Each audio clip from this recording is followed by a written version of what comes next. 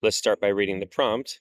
How would the researchers in text 2 respond to the conclusion presented in the underlined portion of text 1? So we're going to read all of text 1, but we're going to give the underlined portion even more attention.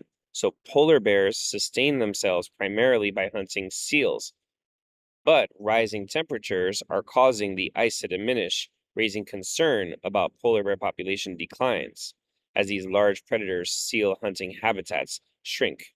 A study examining polar bear populations concluded that populations affected by sea ice loss are at greater risk of extinction by the end of the 21st century. So there's this danger of extinction at a very specific time, and that's all caused by the loss of sea ice. Now looking at text 2. What would text 2 say as a response to what we just read? Text 2.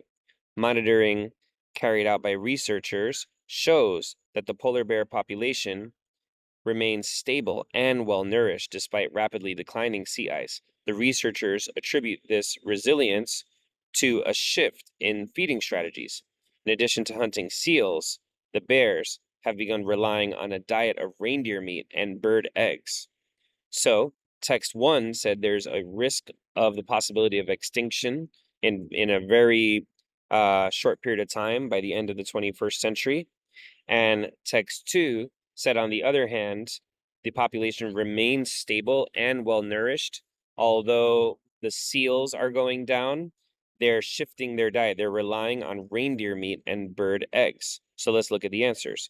A, by noting that text 1, now, by the way, we're looking for what text 2 would say as a response. So would text 2 say that text 1 neglects the possibility of some polar bear populations adapting to changes? Well, yeah, there is a huge adaptation. They're eating different food because of the demise of one type of food.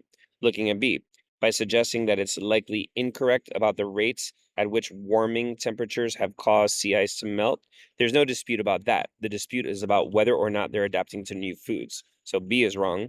C, by asserting that text 1 overlooks polar bear populations that have not yet been affected by the loss of sea hunting habitats. Well, they are affected because they're eating different foods. So we don't like C.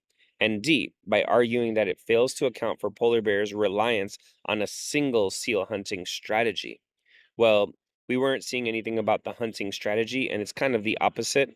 It wasn't saying that they were just relying on seals. They were going to rely on other animals, such as reindeer and bird eggs.